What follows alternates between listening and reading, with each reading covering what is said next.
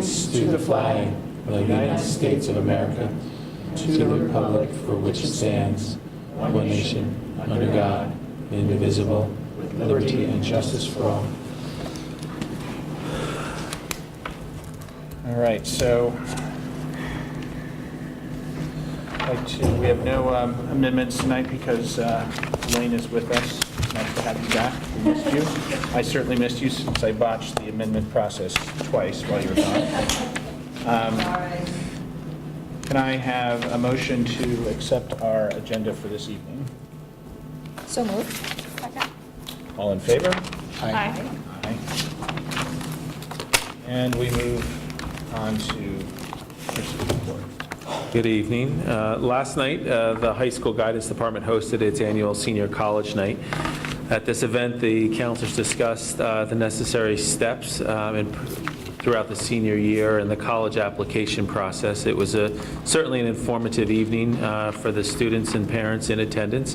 But for those of you interested and those that could not make the event, resources are now posted on the guidance department webpage. So we encourage you to review them and direct any questions that you may have to the guidance counselors and the school administration.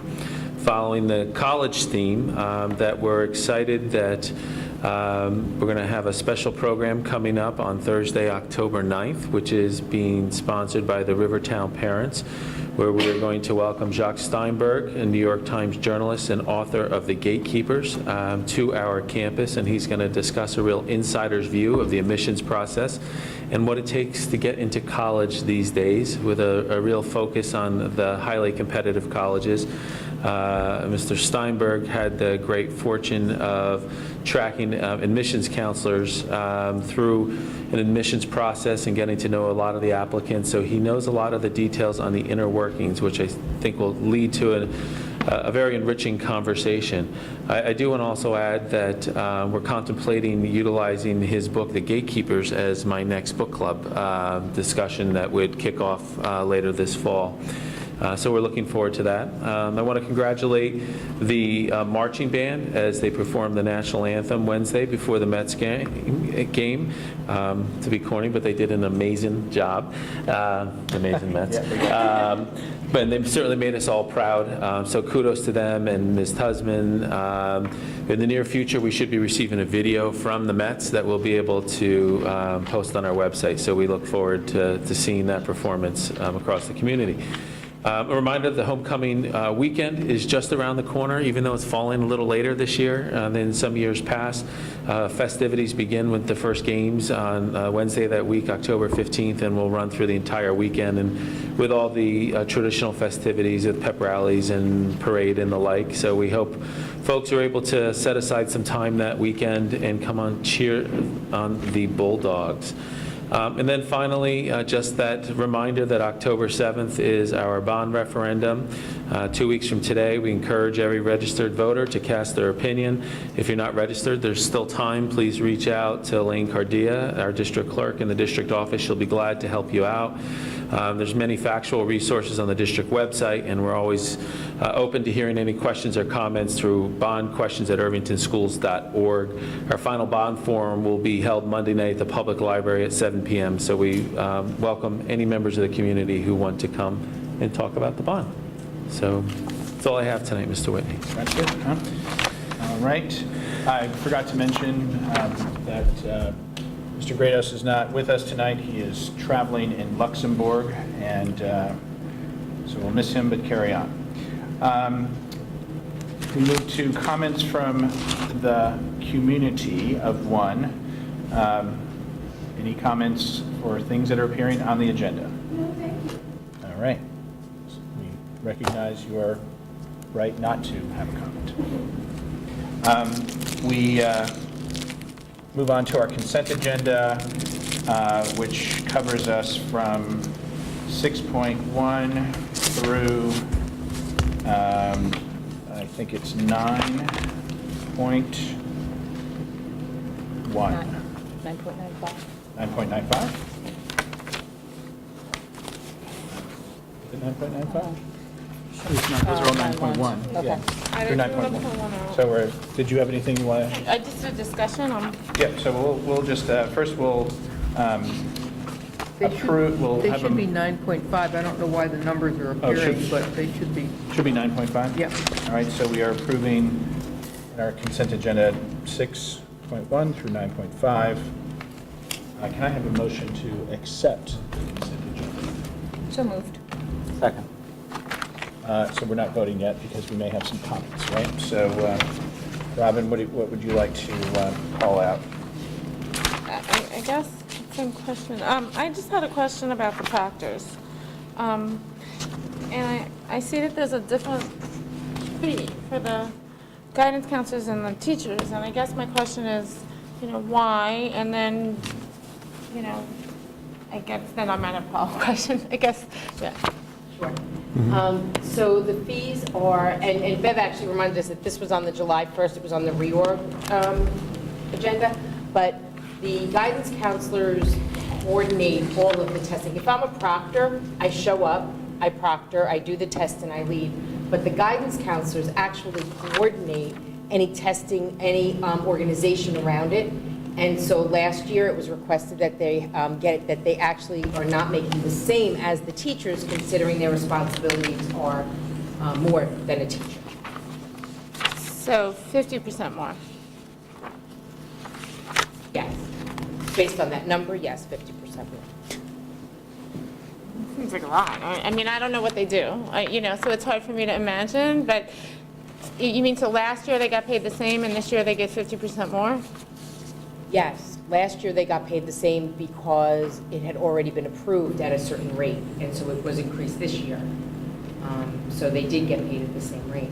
But they are responsible for coordination and organization, so I guess it does seem that, so whether it's 50% or not, I understand what you're saying, so I mean, to go that's a from, fair question. right. But I don't think they have the same responsibility on those Okay. days. So, but I'm happy to look into that, and sort of, we can come back and say exactly what that is and what the difference is. Yeah, I mean, do we know what other schools Discreetly? do? Yeah, or what other schools do? Out-of-pocket cost significant here, or is it the out-of-pocket, meaning how much money we're actually paying in total? In this case, $200. Yeah, I mean, Right. But this is, Yeah. well, they don't proctor, I mean, it doesn't happen that many times. that's what I'm Or saying. that's what- you know. Yeah. Right, so we're just not talking about a lot of money. No. Right.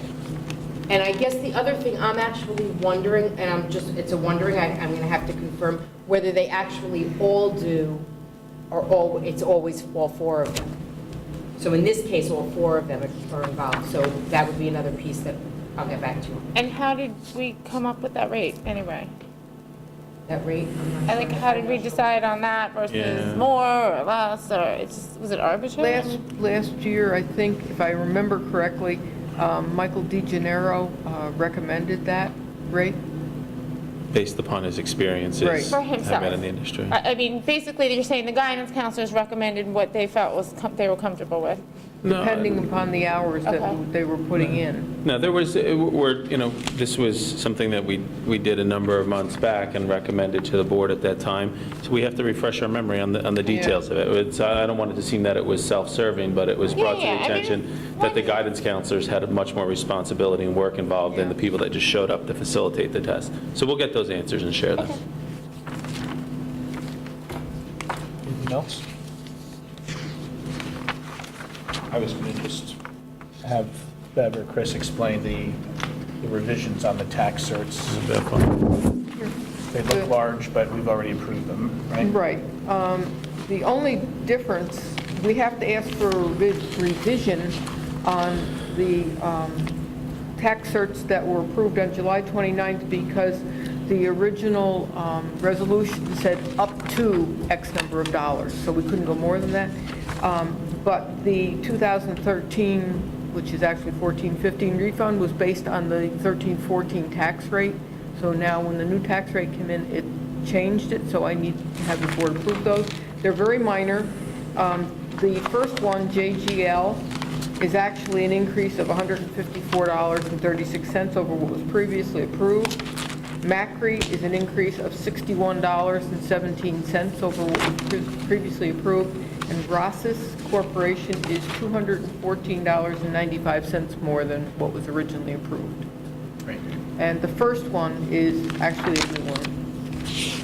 That's not a revision. Thank you. Any other comments on consent agenda items before we vote?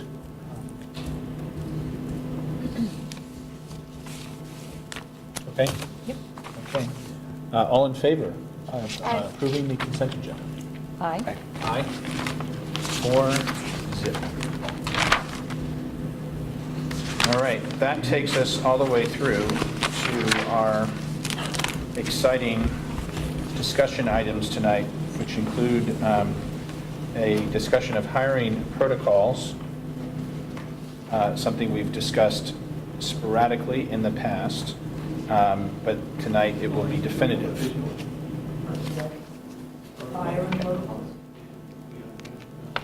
Everybody has a hard copy. So for those in the audience, there's a hard copy over there. May I just ask a clarifying, is this is a public document, the hiring protocols? I Yes. wasn't clear about that. Okay. So there's just a couple words, then I'll ask Dr. Kaur to say a few things.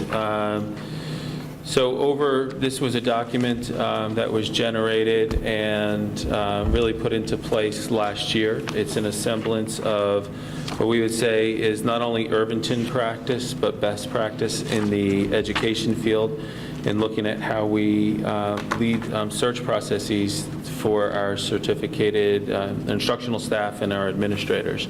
So, Raina, I know I maybe said a little more, but do you want to share some insight into this? I think what we found over time is that we were not necessarily following similar protocols. I'll say it the other way. We were following similar protocols from building to building, but we really didn't have a set way of approaching hiring, especially teacher hiring. So we felt that it was important to solidify that and review what our processes would be so that as a candidate, if we come to Irvington School District, doesn't matter what position you're here for, there would be some consistency. So basically, what you see in this document is a series of steps that all of the administrators follow, as well as the different forms that we use across confidentiality agreements, any guidelines actually for what you can and can't say in an interview. Most people don't realize the things that you actually cannot ask or talk about. So this serves as a guide. The practice across our buildings or across all of our processes, including, for instance, I sat in last year on already interviewing the football coach. And so some of the practices you see in here are applied even at that level, ensuring that anyone who sits on a hiring committee in Irvington knows and understands their role and the importance of the confidentiality especially. So it sounded like you had some questions, so I know you've had this for quite some time, so it seemed that the best thing would be is for you to have time. I'll start. The first step, obviously, you and your assistant go through applications. Let's just take a teacher, let's say a vacancy for a teacher position. I know at times we've discussed how there's been a lot of resumes received for a particular posting. How do you use a criteria? How do you whittle down that list that could potentially be hundreds of resumes down to a core group of what is considered a core group that you start, bringing into at least phone conversations initially, right? So it's different depending on the position from that point of view. So one of the pieces that we actually put in place, I want to say the end of, not last year, the year before, was we actually use Google Doc. So anyone who's involved in the hiring, so for instance, if we're hiring, I'll use a special education teacher, we create a shared document, and I would be involved, Scott Palermo, and at least one of actually both of the administrators in a given building, except Main Street, of course. And we all go through the resumes, and we actually rate the candidate as a 1, 2, or a 3. And we do that independently, going through the resumes. And then, as a result, what happens is we start to populate this Google Doc, and we start to see, who gave someone a 1 or a 2 or a 3, and then we meet and we talk about why. So sometimes it might be that, especially depending on the position, one of us has more knowledge or expertise on that specific position. So we saw something in the resume that someone else didn't pick up. So for us, it's almost like a quality control in reviewing resumes, that it's not just one person sifting through them, or quite honestly, even two with the same perspective. So that's a practice that we put into place. Even when there are hundreds of resumes, or 1,200 for the elementary position, it's amazing how many people apply that actually don't even have the certification. So our first level of screening resumes is to screen out people who misapplied. They should never have even applied for the position. And you can't filter that so easy in the system. So literally, you can try filtering it out, but even when you filter out, so it'll say, well, let's say we want teachers only with 3 years of, minimum 3 years of experience. We don't want a brand new teacher, minimum 3 years. Well, if they write down that they did some sort of student teaching and they somehow calculated it 3 years, they can write that. And that resume ends up in our pile. So that's the first level of screening, is certified, and a correct certification. You can't believe how many people apply for a special education position who do not have the correct certification to teach.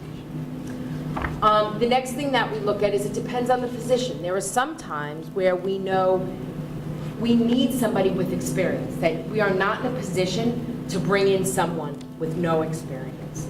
There are other times where we know that we have a lot of support within a grade or within the department, and actually a relatively new teacher could be a fine match for us at that moment in time. So it depends. So we talk through for where we are right now, what makes the most sense for this position. The next level of screening I would say that we look at is where their experience is. So if their experience doesn't seem to be in a place that's a match for Irvington, or their background doesn't seem like it's going to be the most viable, that would probably they seem like, let's say, we look at the schools that they go to, where their education is, where their undergrad degree is, where their master's degree is from. So we start to sift, and that's really what helps us decide whether the person is a 1, 2, or 3, or not even in the pile. Once we go through, it's the conversation we have with the pile of resumes that gets us to the next step.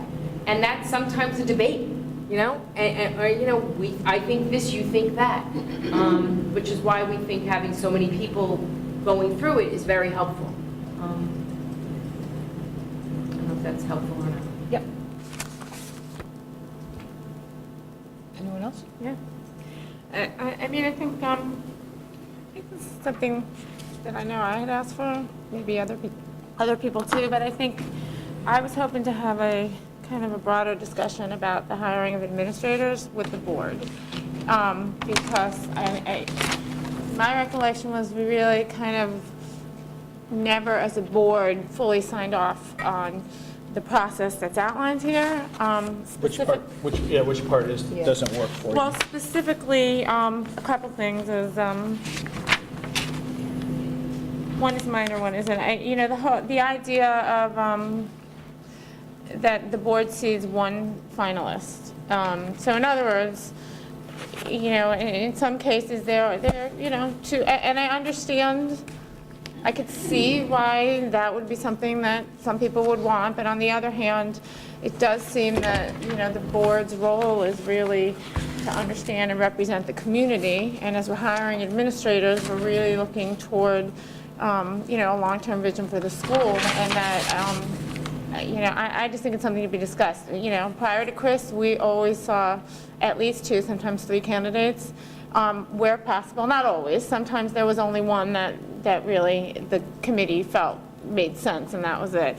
So I feel, I almost feel a little, I don't know, I feel like the board's a little more of a rubber stamp, the way this has kind of come about, and I felt like we should discuss that as a board. And again, it's only for administrators and, principals, vice principals, and administration. Nothing other than that. So that's kind of the big question. I have other small ones, but that, I'd really like to hear how everyone else feels about that. Yeah, that's been a theme. You've definitely mentioned that before. Yeah. And again, it's how I think the board should decide, and that's fine. As long as we decide, then that's fine. I just feel like we've never really had a discussion, and it always just kind of got pushed along, was my impression. So. Well, I'll start with my thoughts. I hear what you're saying about it sounds like we're rubber stamping, but then I look at it both ways, and I'm not sure how I exactly feel about your question. My problem is, like, in this process for administrators, it says that there is a board member who will be sitting on the committee. Now, let's say you're the one sitting on the committee, I am not. This person's has gone through the system, and I feel like one chance meeting, and people can have off days, and if this person comes and meet us and maybe presents horribly or is having a bad day, like, I'm not exactly comfortable judging someone on one interview after they've gone through what seems to me a quite extensive process. Perhaps I'm showing a little bit too much faith in the process, and I would like to think that the sitting board member would share things with us prior to sitting down and meeting this person. I don't know. These are just the thoughts that I'm having. Right. I mean, from what you're saying, it's, I guess my take on interviewing is it's not science, not necessarily a right answer and a wrong answer, and to some degree it's subjective. Absolutely. And I guess that with that in mind, I feel that 5 board members together often come to the best decision. And perhaps, who knows, you never know with a hire until you go out there. So as much as you go through and you know, certainly the board members hear all the feedback from everyone. Yeah, I mean, I could think of an instance where the board interviewed the final candidates for, it was an AP position a long time ago. None of the players are here anymore. And the interesting thing is that the board actually liked one person better than the other, but we had a conversation with the superintendent and the principal, and clearly that particular principal said, no, you know what, I really feel much more comfortable with the other person. So we were like, okay, well then that becomes the most important thing. But to me, the process worked because as a board, we were able to have this conversation, we were able to understand it. I'm not sure how it would have worked out if one person, like the superintendent, made that decision. Or it seemed to be the collaborativeness of the process, as you pointed out, works better to me when the board as a whole is involved. And I agree, interviewing's hard. That's how I feel. Why But don't we just stop here and let's hear from John and me, and then we can I won't, yeah. go back around again. Okay. Let me speak to this issue because I had some other minor, maybe not minor, questions and comments on the document. But, you know, it's a theme that I've expressed before, the feeling that I think as a board, I feel like we need to have more access in some way to the hiring process, and it could be, but I'm sympathetic. I'm sympathetic to part of what Maria said too, in that I also, and you kind of alluded to this, it's not obvious that when you get down to, say we're presented with 3 candidates at the end, and we have, what, an hour with them in, I've only done this once, it was a group interview, which seems like the efficacy of that process was pretty questionable, the board doing that. But at the end of the day, we're not, even if we're given one candidate, if we're given one candidate or we're given 3 and we do that 1 hour, I don't think we still have a good handle on whether we're getting the candidate who most fits the needs that we think we have and that we think we have. One thing that another aspect of this is I feel like what's lacking from this process, as laid out here, is an initial discussion with the board about what it is, what qualifications we want to see in a position, and hire into a particular position. And maybe that's just for administrators, although it's not completely obvious to me we wouldn't want to do something similar, at least at a high level, way for teachers.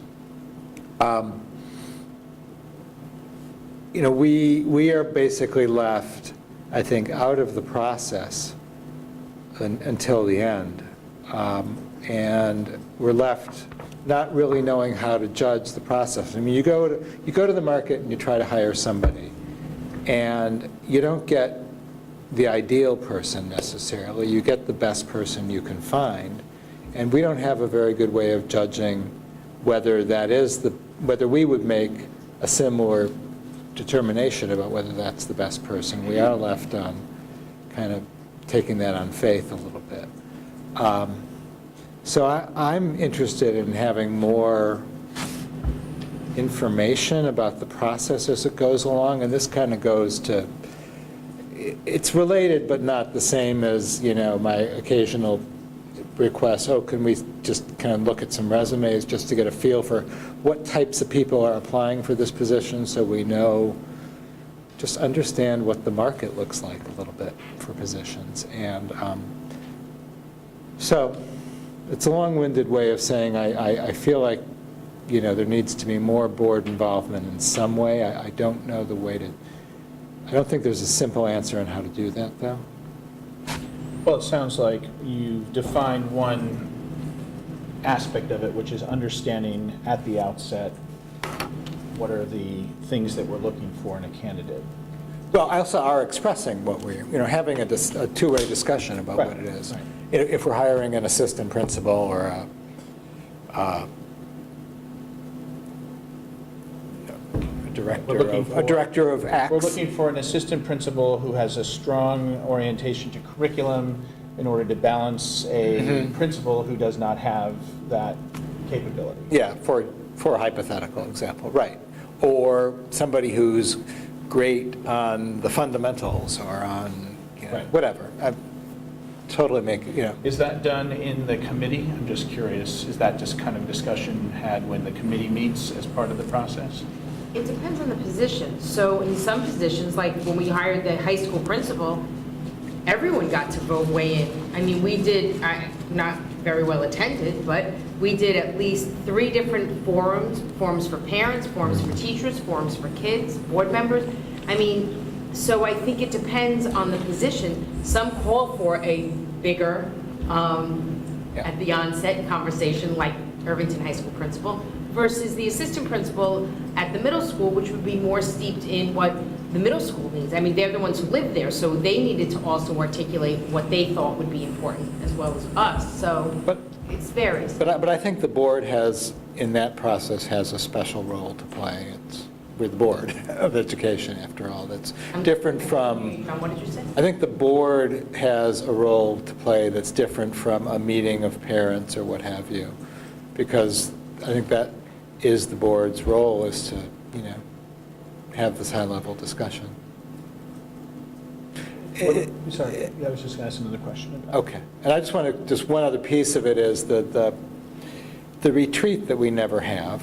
But we got, the first time we didn't have the retreat, there was a document we got. Yeah, we got from the New York State School Boards Association, which, and I happened to look through that. It was a slow summer, I guess. But, and one of the things they said on hiring was that their best practices, I think, involved the board having this sort of initial discussion with the administration before certain categories of hiring. I don't remember what they said. You recall? I don't remember the specifics of Well, we never got to the document Got to because it. we never had the retreat. Right, But right. we did receive a copy. That's, And that's the one organization's view about, it seems like an interesting Yeah. and relevant fact. yeah. I guess one other question is, if we were having a discussion about this, the qualities, does this have to be in public, or is it, and I'm saying like because we want to have everything in public, but the reason why you might not is because if you're talking about qualities that are supposed to be complementary to somebody, because then you might inadvertently be making an assessment about a person who's in that position. And that would, having that conversation like in the executive session might be, You could have, satisfy your Yeah, it doesn't need to be. I think it would be hard to have it in public. Yeah, exactly. Yeah. Right. Yeah, that sounds right to me. Okay. Yeah. Because I think from my perspective, I certainly find that more attractive if it's not passing judgment on anybody who's in a position already in our district. No, if it gets into the point of evaluating somebody's performance, that clearly needs, which this sort of is, that clearly needs to be done in executive session. Right. Anything else, John? Not on this particular Okay. question. I mean, I think my point of view on this should not be surprising, which is that I believe that we hire our superintendent to hire our administrators. I believe that while it's not necessarily attractive language to use the term rubber stamp, especially since I think somebody wrote that in as a write-in candidate for me in my election, so I should probably never use that term in public. But I do think that to some extent the board is providing an oversight that is not about going in and second-guessing our administration's choices for hires. I don't think that we are skilled enough in hiring educational professionals, and I wonder what happens if we set up a situation where we're now we're disagreeing with the recommendation that they're making. It's one thing for us to be interviewing multiple candidates. The question is what happens when we start disagreeing with our superintendent's choice. Well, in theory, we shouldn't. I mean, in theory, what you're saying is, we hire our superintendent to hire the administrators, and therefore, when the superintendent brings us the candidate and said, this is the one I'm, behind for all these reasons, in theory, we're all going to agree. I mean... In theory, but the problem is it's not theory. It's well, again, I guess to some degree, I think it does come down to a little bit of what John is saying, which is, I think the difference might fall is if maybe John would put more priority on, a certain trait where he thinks the district should be versus where I would put it or Maria would put it. And I mean, and the reality is it probably would rarely, if ever, come to that, because usually I think there's usually consensus. But I'll give you another example. There have been quite a few times when at the board level, there were two candidates brought to us, and they were presented as, I'm okay with these people. This was years and years ago. And in fact, the board said, you know what? We don't feel like either of these are the quality of what we really want, and we want to go back to the drawing board. And it's interesting. I mean, it's just interesting. I think the board was able to take a more broad-based view, whereas the candidates themselves would have met a need and served a purpose and probably done a job, but they didn't bring to the table what our vision was. So in that case, I think it was helpful. Again, it's just my experience is different, so I thought it was helpful. Phil, can I just just one thing, just doesn't that work the same way if it's just one candidate? I mean, we could still have the same reaction. Could, but it's how do I say this? It's almost and look, sometimes there was only one candidate, as I said, if it was so clear, but sometimes it actually almost confirms. And I get it's hard. Look, I understand the challenges to it. I guess I have a lot of the same concerns John has, and my solution, maybe it's not the ideal one, was, well, maybe we should see two. In most cases, all it did was, gave us a comparison. I think it's very hard, personally, to only see one person at all, because you're in a vacuum, At least when you have two, you kind of have a little bit of better sense of what was out there, and that's, the person sitting on the committee saw a bunch of people. They have a different perspective. So to me, the one person, I would have a much harder time making a decision on just one than on two, because then I have a foil. I don't know. So that, again, but my experience is different than everybody else's, so that's probably a little bit where I'm coming from as well. And to me, I saw that process work, and I actually think it worked to the benefit of the district. Maybe, I don't know, maybe other people don't think that way, but I actually thought the board added value to it. And again, as I said, I don't think there was ever really a disagreement with the superintendent at all. And, the times where the superintendent said, listen, there's only really one person that I even feel comfortable with, we're fine with that. But if one had some traits and other had some traits, then it was kind of brought to the board to look at both. Again, it all comes down to, what John said is, how can the board be involved? Because as a board, we might be looking at a different level of things, so. That's the only thing I was going to pick up, Phil, was as you expressed your view, you did say that you felt it was our role to provide oversight. And my question is, how do we do that? And that's kind of what I'm trying to find a way to do it. How do we provide oversight in the hiring process? And I don't feel like we do that. Other than seeing the outcome, the person. And I don't feel like I know, when I see that, how do I provide oversight that tells me this really was the best person? That all of the work that was supposed to have been done wasn't done or not, and this was just the best person that could be found, even if I think there may be shortcomings in some sense. Without information, I don't know how to make that judgment.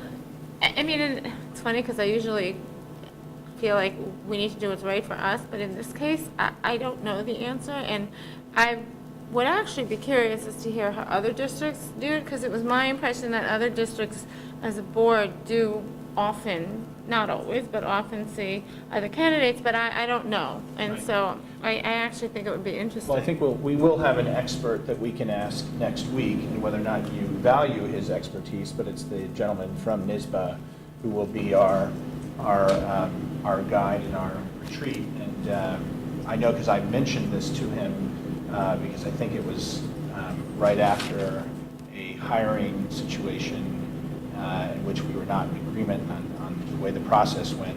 And, he has some very clear opinions on that. And I can tell you what he said now, or I can. So, I mean, and maybe it just makes sense to table this until we meet with him and have the conversation with at the retreat. Well, there's nothing, we're not That would voting be- on this, this is a discussion item. I'd be interested in Yeah, that. although the substance of that is not something we can talk about in the retreat, I think, right? Right. But we can, because Well, I think in the context. we can talk about board process at the Yeah. retreat, but not the I think it had substance to of how do we hire. with the context was the unhappy feelings that were created on the board as a result of the process, and that's Yeah. where the context was. Yeah, no, we had very pronounced process issues last year on this. In your opinion. We had very pronounced differences of opinion, anyway. That's fair enough, yeah, I agree with that. I think the idea of having the retreat and discussing that item is important.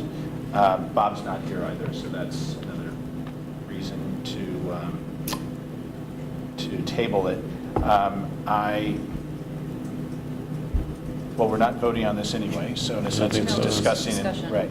Yeah. I kind of feel like there's two different conversations here going.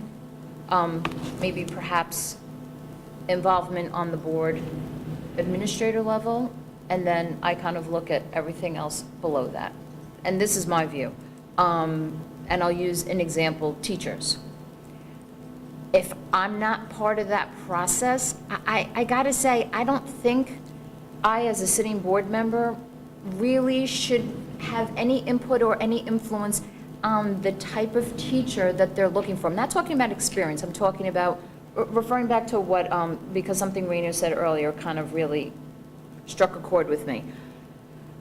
Only because I've had these conversations with friends who are teachers. Sometimes you could be a great teacher and go into a school district and you're just not a good fit for that district. Doesn't mean that you're not a good teacher, it just means that you don't fit in there, for whatever the various dynamics are.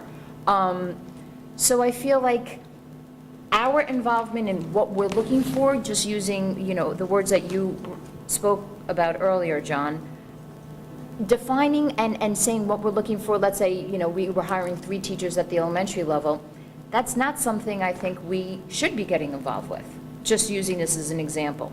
The dynamics of the school, the personnel in the school, what they're looking for, the role, you might want someone stronger. As you said, certain schools have maybe a strong support in one area and not in another area, so you want someone more seasoned or not.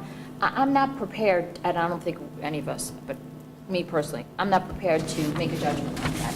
I mean, I see our roles more getting involved in the administrative level, not anything really below that. That's my personal feeling. Yeah, I kind of agree with that. I mean, my comments are really directed at the administrator level.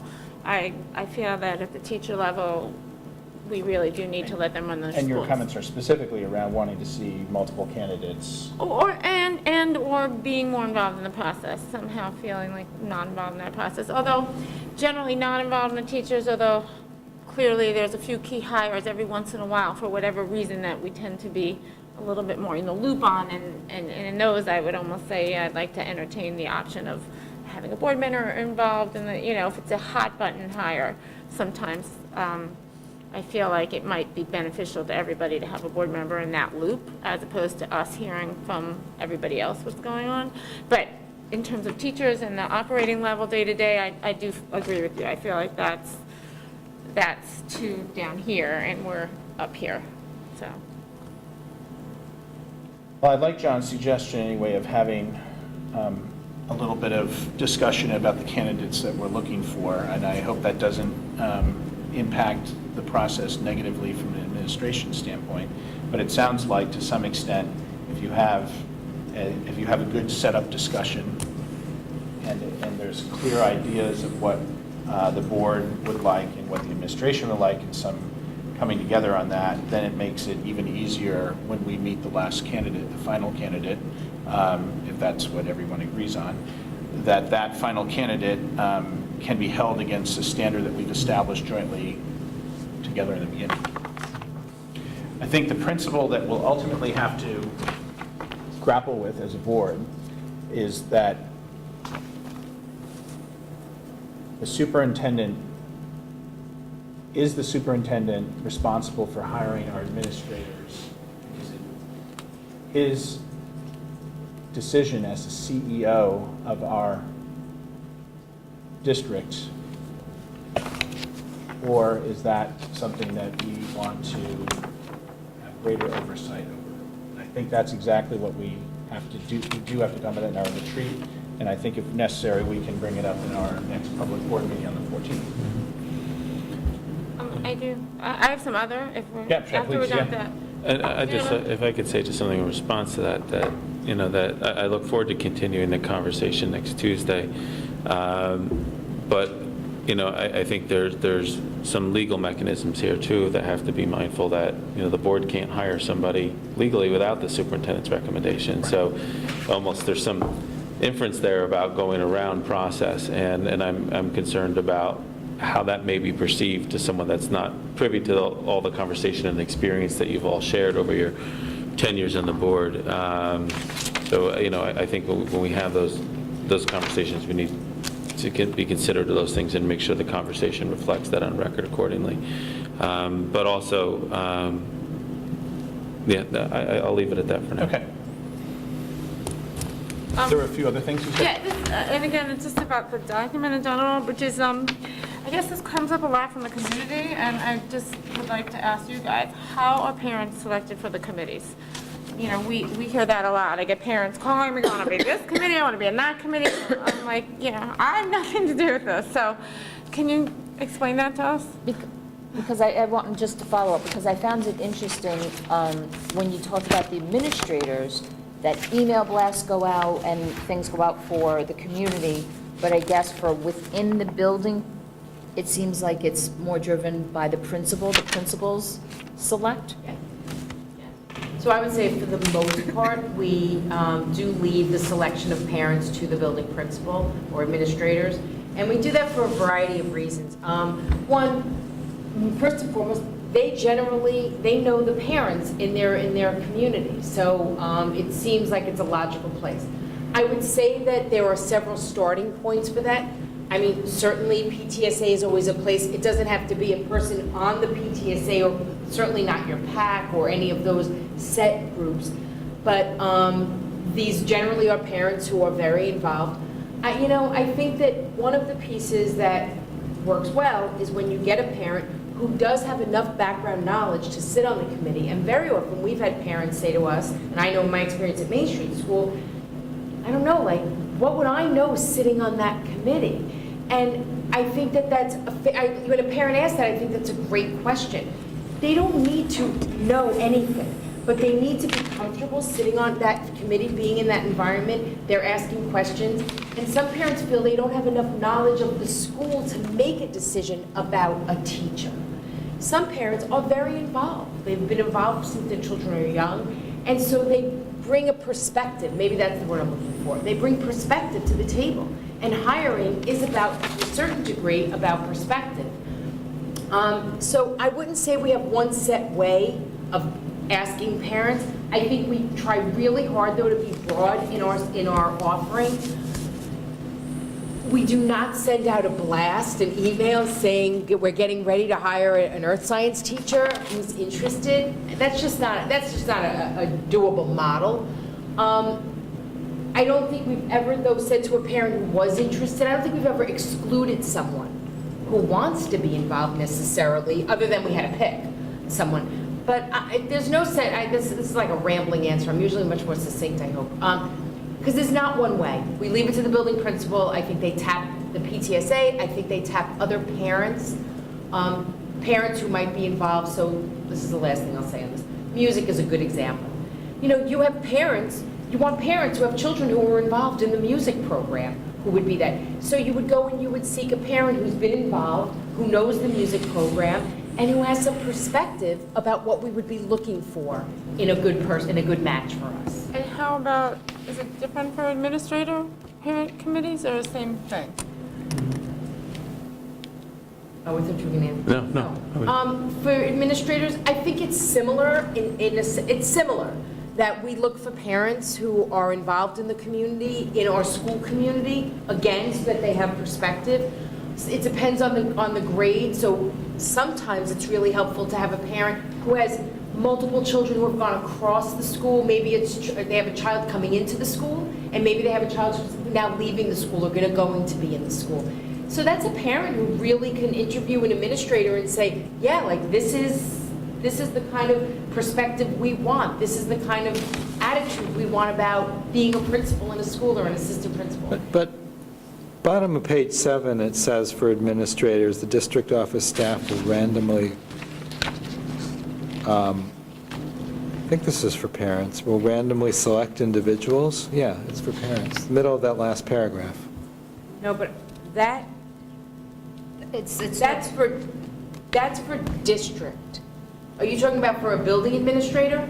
That's for administrators. It just says it's from administrators. Yeah, I should actually, well, we do that, but I guess the randomly would be, is if we had, let's say we had 7 parents come forward who were interested, we would randomly select from those 7, the district would randomly select from those. Put them in a hat and pull a name out. Yeah. Yeah, I mean, But I'm assuming you have criteria. Like if you're hiring for Dow's Lane, I don't know, if you have parents coming up from the high school who haven't been at Dow's Lane for many years, Yeah. is that someone that you're interested in? Yeah, so that's what I just shared. So in other words, we wouldn't put someone's name in the hat if they weren't a parent, A suitable candidate? a suitable candidate. Okay. But let's say we had 7 parents in Dow's Lane and a parent with a child coming into Dow's Lane. Any one of those would be considered Right. viable. And then, yes, we would randomly pick.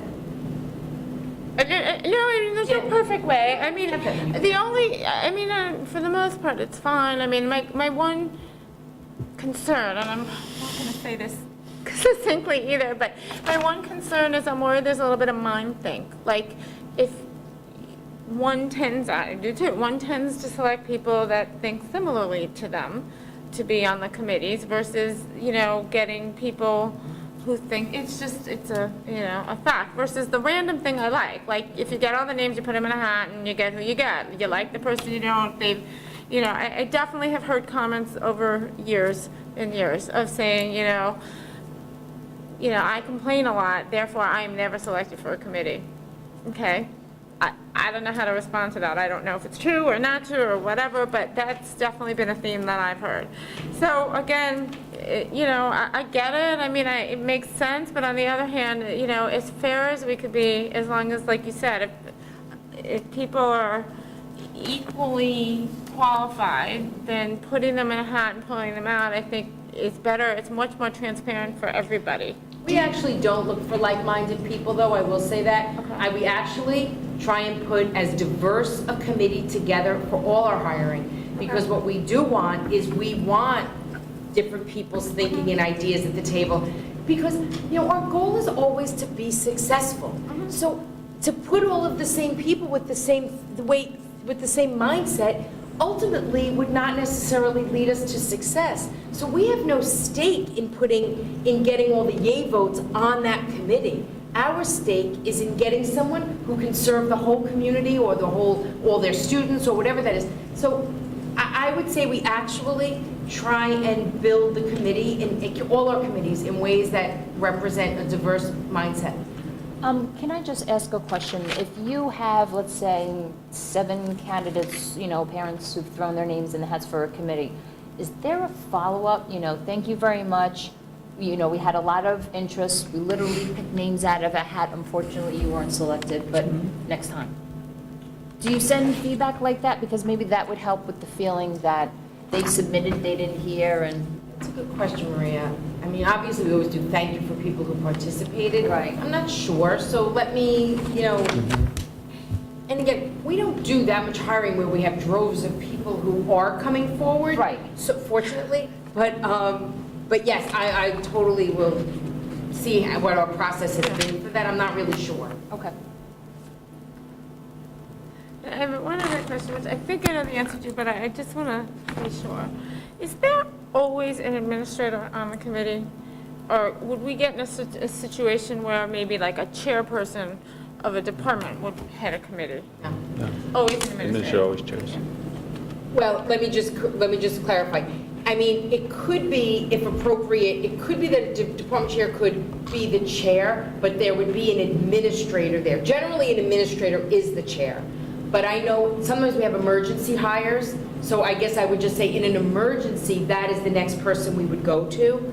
But there would always be an administrator. Some administrator would be a part Absolutely. of the process. Absolutely. That's what I kind of was hoping that was. Yes, all along the way, even if they were on the committee and the department chair was the chair that day. Right. Absolutely. There'd always be, okay, thank you.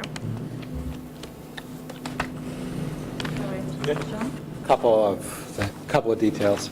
On the, my notes for this in the document were on teachers. I guess it probably applies to administrators even more so. The normal way to get candidates is some sort of standardized advertisement, right? Which is, well, go ahead. OLAS. OLAS. So that OLAS. I know Spanish. OLAS. It's not hola. Hola. Is a, Oh, the S is silent. I didn't know. Hola. Okay. is a BOCES service that every school district in Westchester uses. So for years, every school district advertised in the New York Times. People tend not to advertise so much in the New York Times anymore for teachers because it's so expensive, and we use OLAS. And is that just a Westchester thing? Well, no, people from all over can apply, anyone All can New York apply. State. Only. Right. In New York State? Yeah. And No, but you don't have to be in New York State to apply. No. No, But no. New But York it's State how you would district apply to a New York State. If you were in a district in New York State, That's- hypothetically. That's where you would Apply on post, there. just not. And you're hiring, that's where you would, Yeah. and so if you were living in Kansas and wanted to move to New York for some reason, and you would go, and you were a teacher, you would go on to this OLAS. Yes. Look for a And job. some districts still do advertise in the New York Times. Right, okay. And what's the benefit of, aside from the is there a benefit, leaving aside the extra cost of advertising in the New York Times? Or are there other places to advertise other than the Times? It is, it's a broader market, although it used to be, it's the Sunday Review section of the Yeah, Times. I know, yeah, I'm very right? familiar with it. And that used to be, especially like February, March, it would be pages of hires. Yeah. Now, because OLAS was developed, since OLAS really became the first place that most people advertise, the New York Times has really fallen off. I see. So, Is there ever a job that you can think of where we would want to use the Times? The for the administrator. So besides the administrator, I we meant, did, I think, didn't we? I meant we did, teacher, yeah, We did multiple sources. I was thinking teacher positions, like a particularly hard type. That's what I was gonna go for, yeah, if we had like a particularly difficult area to fill, then yeah, we Yeah. might, but. I mean, I think you High see, school that sometimes we never remember, we historically can't, there's just no candidates out there, so. yeah, well, being for a particular high school subject, Very, Yeah. yeah, high level, you know. specific. Yeah. Well,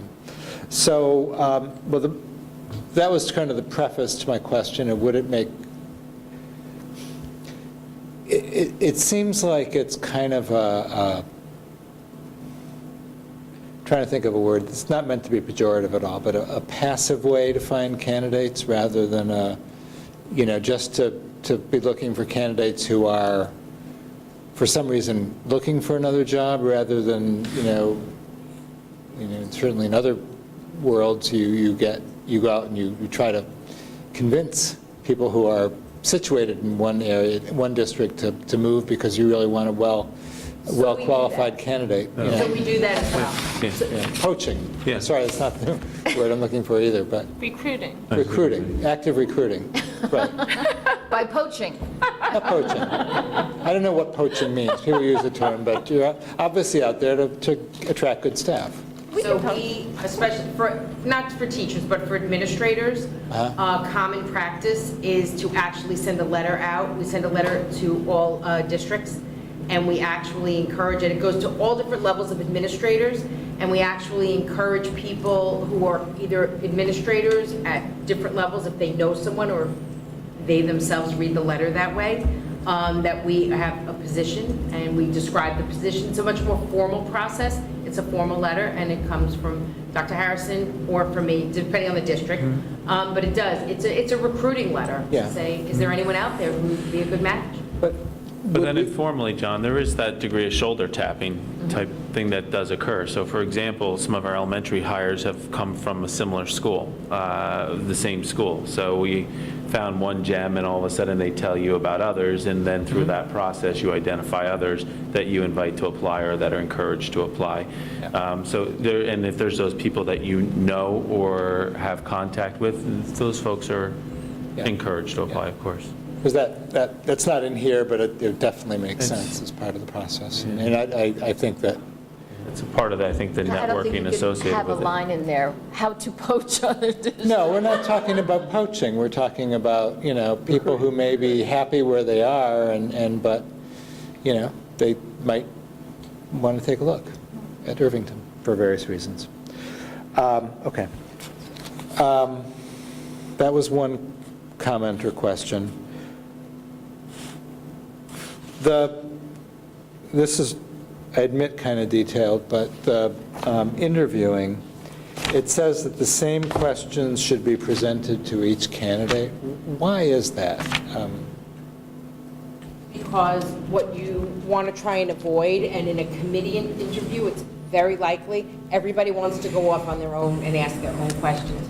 So now what you have is a process where I had one experience as a candidate and Bev had a different experience. So it doesn't mean that you can't ask some additional follow-up questions as the candidate speaks about their experience, but what we want to ensure is that every candidate is given a fair and equal shot at that process, and therefore it's essential that every candidate be asked the same question. And isn't that mainly at the, kind of the initial committee level? Yes, the committee. Right. Now that, as you go through the Okay. process, No. different questions. Then it starts to go into whichever, depending on the candidate. Right. Do we have the issue that some companies have, I know, where candidates find out about what questions are being asked and prep for them? I don't think, It wouldn't even matter. Well, but Very if- rarely does a question, I think, stump them. It's more that people come from different perspectives, and they would always answer it that way, even if they had plenty of time to Time to think prepare. about, okay. Because they're not right. I don't know They're not because right. I'm not on any of these Yeah. committees. All right. Yeah, this is the last where is it? This is on page 8, under third bullet down, candidates will perform some sort of authentic assessment, typically but not limited to a typed writing sample. It seems to me that we would, quality of writing is so important and not always there, frankly, with people, that I think we want to be able to test somebody's writing, almost anybody. Okay. That's what it says. But it says typically but not limited to, that's why I'm, No, the typically but not limited the to, typed writing sample. I think what would maybe be, that's not so clear. Maybe we should take that out because everybody does a writing sample. okay. So we can address that. Candidates will also perform provide a type writing sample. Ironically, the writing sample of this particular example is not very good. Well, it just doesn't I turn think out what to be we're saying accurate. that our candidates do perform a writing sample or complete a writing sample, but we're not limiting the authentic assessment to that there's other experiences associated with that. Right. Maybe you should just say, right, candidates will A perform. typed writing. Yeah, we just Yeah, gotta- we just gotta- it's- A writing sample and possibly other authentic. And authentic means what? Right. Authentic is a demo lesson? No, a typical, an authentic assessment would be where we ask them to write a description of a balanced literacy program. So authentic means that it's authentic to their role that they're being hired for. So Oh, that's what it means by authentic. Custom? So, okay. no, I mean, honestly, authentic assessment is accurate for what we do. For Okay. me, that part, I think is confusing. So I can clarify what authentic means, but So you wouldn't ask somebody to imagine being a polar explorer and talk about what they're, I can clean up the language on that so Okay. it's clearer then. You can add to the vote. okay. I have a question about the writing assignment, assessment. And again, I'm just talking about administrators. We used to give them the writing assessment as part of the final interview. So, I mean, I guess what I'm getting at is they didn't have time to take it home and prepare it and bring it in. We said, okay, go sit in that room. Right, that's what we Still do. done that way? Oh, absolutely. Right, Yeah. it's on the spot writing sample. Yeah, It's that's not, what I you mean. can't bring Yeah. something in. Yeah, exactly what I. That's how it's done Okay. for all levels of hiring. And no, After that final interview, they go to a location Right. and there's a prompt that they don't know about waiting for them at a computer. Right, so you and no get internet feeling access. what they can do. What'd you say? And No internet access. Well, it depends. I mean, honestly, the kinds of things we're asking them to do, internet access, we're not asking them for information. We're asking them to demonstrate their thinking. So, for instance, we've given data sets where you have to analyze the data, look at our region's data and analyze it, and what would your next steps be?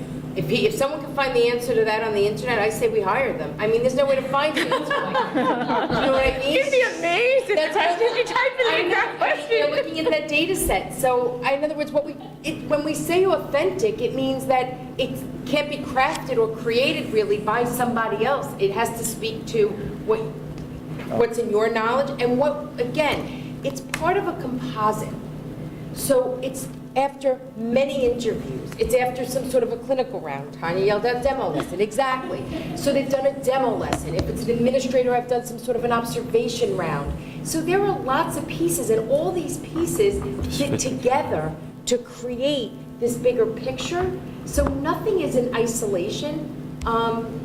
Yeah, but I guess in my opinion, the ability to write well is a requirement for most of those jobs. Yeah, so everyone does a writing assessment. Everyone does that. In their own right, and Yeah, and yes, without internet, I think, without any ability to go pull something out or get help from your friends or whatever, Call a friend. Right, email a friend, you know. So, They're going to rewrite that section, to be clear. Right? Okay. Anything else, John? No. All right. To be continued. Yes. We move now to our fourth installment of district goals discussions. We have a new set of goals to look at.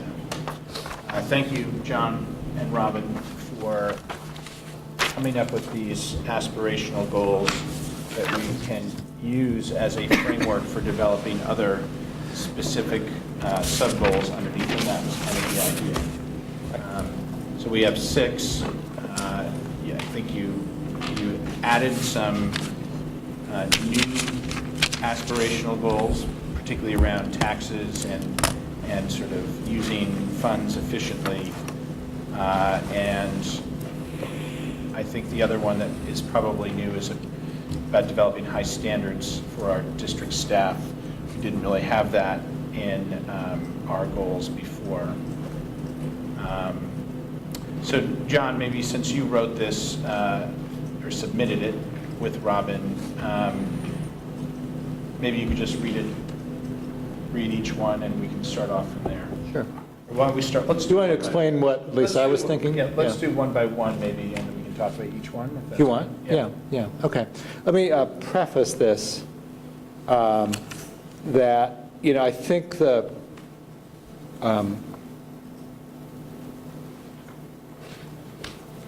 you know, I did do, you know, I'll take the blame for the drafting of these myself, unless Robin wants to share that blame.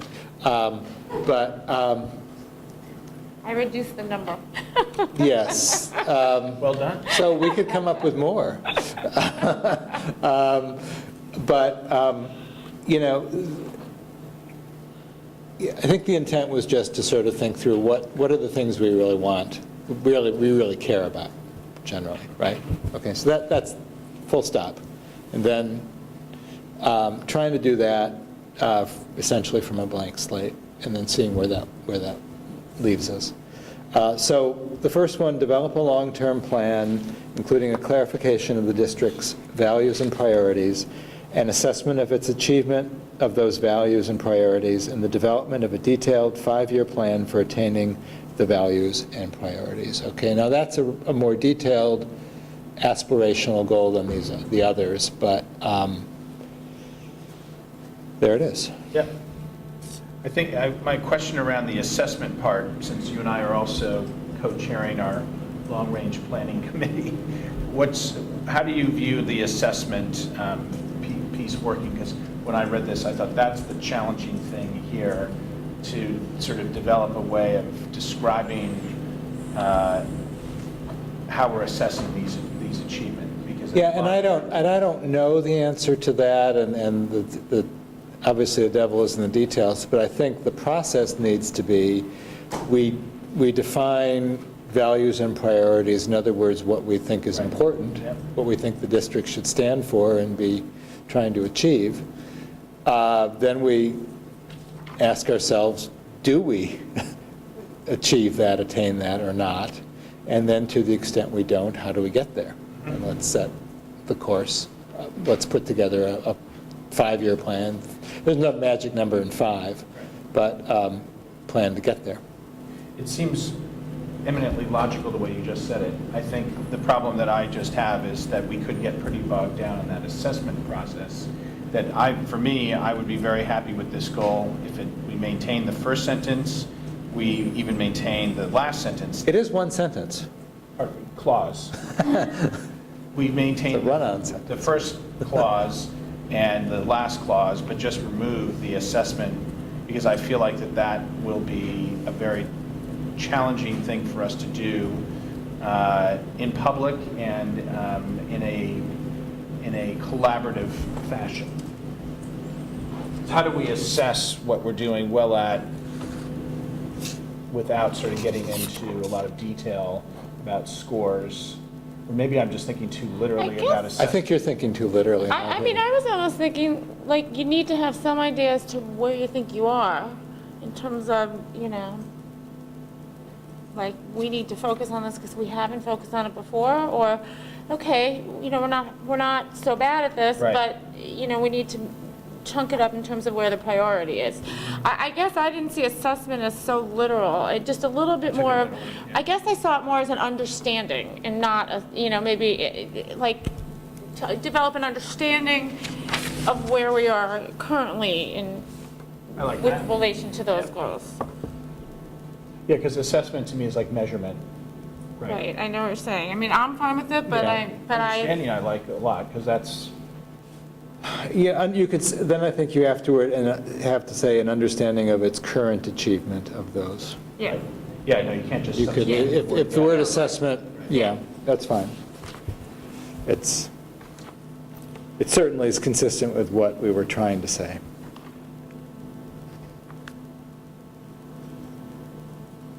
Any other comments on that goal?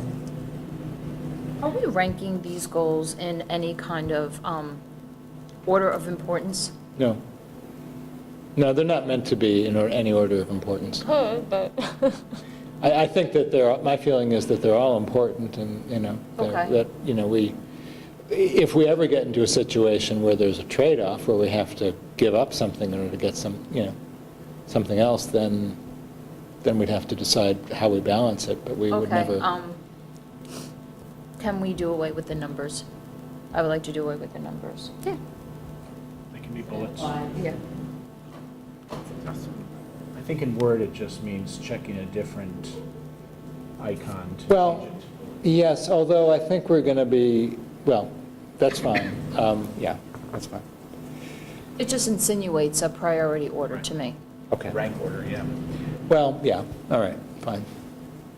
Chris, how do you feel? I think it's a convenience to be able to refer to them, because we'll be talking about, oh, in the third bullet, you know, so, you know, but that's all it's meant to be, is the Right. convenience. That's fine. How If do you- that concerns you, I'm totally fine with it. How do you feel about the use of the language, detailed five-year plan? That sounds sort of daunting and maybe a little out of scope, but if we're thinking of this as aspirational, meaning that we may not have the detailed five-year plan in our hands at the end of this year, that you'll build the five-year plan over time. Well, I think what my concern here is that we still haven't defined what the process completely is going to look like. Right. So to understand where this is going to be and where the accountability is here, you know, going back to the last board meeting, we talked about creating aspirational goals, and the outputs from those goals is where the accountability lies for me. I have challenge in this being a district goal that's directly tied to me. To me, in some ways, this becomes if there were to be a set of board goals, because it's a shared responsibility here. And, you know, I think it's doable, but the question that I have related to this lies around the uncertainty of what that actual process is going to look like, to be able to say what our deliverable will be. Does that make sense? Yeah.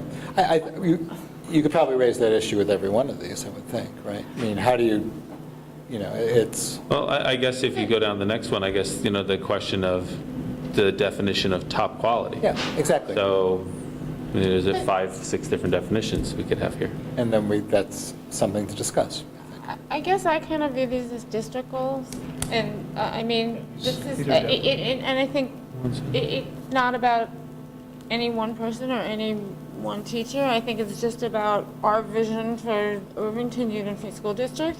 So when you say I'm worried about my accountability, I'm thinking, well, maybe we all need to just take a step back and look at it much more broadly than that. Like, you know, what do we want for the district, period? And So, that's it. And then, I mean, I could understand how, you know, that's the lens that, you know, everyone views it through a different lens, but to me, I think that's not where we're at this stage. I think that might come more at the superintendent goals. no, and I'm understanding that, and that's why I haven't spent a lot of time beginning to draft proposed goals, because this has been evolving so much. Impressions that I have stepping back, and I would say I don't object to any of these 6 statements, Maria, whichever order they're ranked in. To me, the challenge, I look back, to me, it looks like you've already done the foundation work for what a long-range plan looks like. Because they're aspirational goals, and to me, it looks like this is the framework for the thinking of a long-range goal, less specific to district goals. So these are bigger picture thinking. And so when we step back and look at that, that is something that it's hard to be able to deliver in 1 year. And Robin, I heard you say before, saying, hey, we may not be able to get there all in one time. Well, so to me, I start to wonder where we get into conflict and how redundant some of this then becomes with looking at where we go with long-range planning, because I could see these as 6 categories for long-range planning as well. So that's where I worry about the redundancy and the alignment of that work. Yeah, and I would say that as we started this process, somebody needs to jiggle the mouse or something.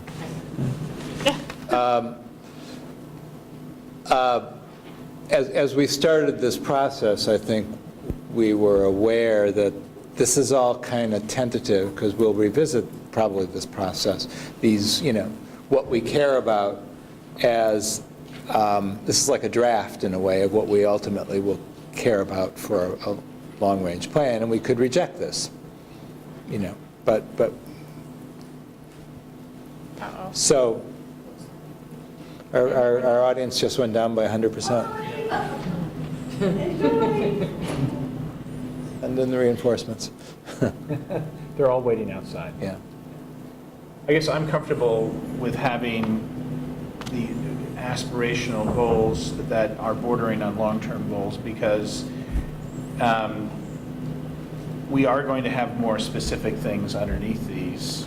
We did say that, number one. And number two, if these happen to bump up against long-range goals, I don't see a problem with that. Yeah, and I also think that the things underneath it will be the kind of things to do this year sort of thing, in a way. That this kind of, the long-range plan is a little different, again, because I explained we need to get a better set of these over time. It'll become the hate sports metaphors, but kind of like a preseason for the long-range plan. So, Maybe. I mean, and the way I look at these, we discussed that they were aspirational, we were going to develop, more specific goals underneath it, but these are things that could roll over potentially year to year. So we're not, to me, when I read the first goal, at first I was actually uncomfortable with the first goal, but I was in a really bad mood and I was very grumpy, so I decided to put it to the side and I came back to it. Then when I reread it, and I was fresh in my head, I kind of looked at this differently. I saw it as a goal, but not necessarily, maybe there's a piece of this that we have a specific goal that we want to achieve this year, but this entire goal, an actual 5-year plan, I didn't see necessarily being developed this year. Not saying it's not, I'm just saying, I'm just using this as an example, Yeah. and it could roll over Yeah. to subsequent. Well, yeah, I mean, I think in a way, the Just wanna make sure one we're on is the a same little page. bit, it's more concrete than the others, right? Right. It is less of an aspiration and more of a to-do than the rest of the bullets. There happen to be 5. Although I'm okay with that, just because it's been floating around for so long that I think to finally, put it on, makes it more tangible, put it pen to paper, we're committed to this. It makes it seem like we're really serious Right. about it, other than we just talk about it a lot year after year. Okay. All right, move to the second goal, provide top quality instruction for all students. I kind of thought you would have some more fluffier words there. You want more fluffy words? Fluffier words. Yeah. A little Fluffy. bit more aspirational than that. To me, that's pretty aspirational. It's not very wordy, but it is aspirational. I think that's what we want to. It's okay. We're talking about instruction. I think that's what we want. We want this district to stand for top quality instruction. And Agreed. we can get lots of professional work on how to do that and what to do. But I think there's a lot of that going on. As I said before, my concern is defining what top quality looks Yeah. like, just like, conversations that we had earlier about what success looks like. yeah, and some of that is a conversation that we should have as a board with the administration, and some of that is for the administration and teachers to define. Should we skip to the third goal? Yes. Develop and maintain a curriculum that offers all students the opportunity to attain their academic potential. I like this one. And I know we had, the old, maybe it's still the operative mission statement of the district had something about academic potential, I believe, in it. It's aspirational. But I think that's what we want to, I think that at the basic, leaving aside schools have thought about what the curriculum should be or the government's restrictions on what the curriculum should be. It seems like that's what I think Irvington, as a draft, preseason should stand for. Yep. So far, we're doing well. Ensure that each school provides a rich, supportive environment for all students, welcoming all students, fostering their academic and social development, preparing them well for the next phase of their education. So, John, this strikes me as being slightly different than the things that we've had before, because you're speaking about school and supporting the students Yeah. in a more maybe qualitative way. And what I was thinking, what I was also thinking, that, look, we have 4 different schools, right? And they each do different things, and they each have their own sort of identity. We want each of those, and they have a different role because they're different phases of the students' lives. But they all have and they have their own administration. But they all have a particular mission and role to play.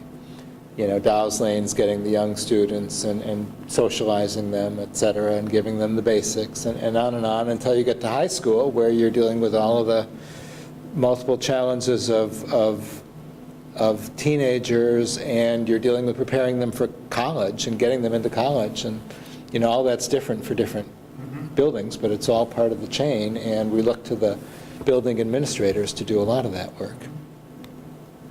I guess I wasn't speaking to this one again. It probably wouldn't have been, I wouldn't have come up with this one. But as I thought about it, I thought about how kind of where we are today is there's such a confluence of, you can't separate out the social and the academic isn't a kind of an island unto itself anymore, and everything crosses over, the extracurricular, the social, the online, the offline. And so it seems like that's just more kind of what the world is today that we're looking at, whereas where it was maybe 30 years ago. Yeah, and these are all, we want the schools, kids go off and they go to a school, and the school, we want those schools, all 4 of them to be great schools in their own right? And I have to say my template, for better or worse, my template for a school identity was always when my kids were going through Main Street School and having just the strong identity that school had under Raina, that really, you went there and you really knew you were in the Main Street School and the identity. And we want all of the schools to really excel in their different ways. I like the language. I think it's aspirational, but it speaks to the necessity for development on a school-based level, student development on a school-based level. Any comments from the administration on that goal in particular, since it's a little different than what we've had in the past? I think some aspect of it's refreshing because it's a big part of the responsibilities we're charged with, and something, and think of my own experiences and things at Dow's Lane that we've been working on recently that consume an awful lot of time, and there's ongoing work in and around that. So it's easy, I think, I don't say it's easy, but there's opportunity for us to be able to name the work that we're doing and to be able to project how that work's going to grow through time. I guess it's rewarding to see that we're acknowledging that aspect of the responsibilities that our schools hold. I think also embedded in this is the piece about college. Right. Because that's where you're going after high school, right? That's the next phase. I put the guidance sub-bullet under that. For the other 3 schools, the next phase is in Irvington for most kids, but, okay. Making progress. Uphold high standards for district staff while ensuring that all staff who meet those standards have meaningful career opportunities, professional development, and a satisfying work environment. Again, this is new because this is about the employees and the importance of how we're supporting them, because they ultimately support our children. And I know we keep coming back to professional development as being important, and I was in part trying to put that in the context of why we're doing that. I think it's good. The one, like, I've read this, probably this one like 20 times since yesterday, and I agree with it. Something I'm hung up on some of the verbiage associated with it. So that's saying uphold high standards for district staff while ensuring that all who meet those standards have meaningful career opportunities, professional development, and satisfying work environment. I get it, but then a piece of me saying like, Can I flip that? Because as I read this over, I had to change that, I think might, okay, exactly. How about, instead of while ensuring, while striving to offer meaningful career opportunities, professional development, and a satisfying work environment to all who meet those goals? I still think we're saying the same thing, because I think so people that are struggling to make those standards, this to me, and maybe this is me, so tell me if you're reading this differently, everyone, that if you're not meeting those standards, are we saying that we're not providing them professional development? Because a part of that process, Yeah. if people that are struggling, a part of what we have to do is that we have to intervene. We have to provide supports. We have to provide training and coaching. And just how it's worded to me, it's those that aren't meeting the standards, well, you're not worthy of getting PD. But you can also So just, why don't we just take that part, That little why don't we piece just out. say, like, striving to offer meaningful career opportunities, professional development, and a satisfying work environment to all, or something, and leave it at that. ensuring that all, It's just that. I don't like ensuring, actually, because I don't feel like you're saying we're definitely going to do it. We're gonna try to do it. We might not always succeed. Well, I guess it's the who meet those standards. question I have. Bothers me. I think you just take out that little clause, who It's meet like- those standards. And it's like saying we're only going to provide creative, about- enriching learning Ensuring that all experiences for the staff kids have that are meaningful getting career A's. opportunities. It works. You just- It's different. We're not required to give, we are required to educate every student, and that's our mission. We're not required to give every employee who comes through this door a full and meaningful career if they can't do the job well, my opinion. No, you're right, you're right. No, I'm not arguing with that. I'm not arguing with that point, that if someone isn't Or can't or effective, won't. There's a lot of won't also. if someone hasn't demonstrated the ability to be effective, that you're going to create opportunities to promote them. But what I'm saying is that we have an obligation to be able to support and develop everybody. Oh, I totally agree So- that where people can benefit and become highly effective through professional development, we should absolutely do it. But maybe that's where the word striving then, instead of ensuring, because ensuring, striving and, Well, maybe just, yeah, I hear the point. We're making best Yeah, efforts, you're not right. striving. You're right about this. I don't know quite how to square the circle. Yeah, it's Okay. playing with the verbiage, I think. Can I and- suggest uphold high standards for district staff by providing meaningful career opportunities, professional development, and a satisfying work environment? No, I don't No? think that by providing that, the standards are Yeah, going to be I- upheld. I agree with Robin on that, yeah. I think, to me, if you're upholding high standards, it is inherent that those that meet those standards are going to have the career opportunities.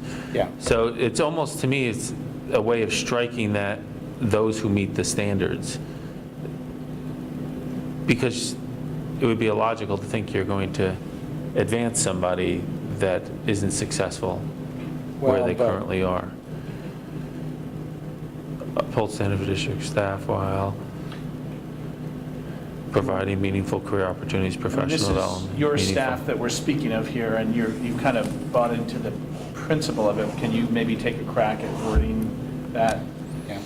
And I think we don't want to, especially and I do think that for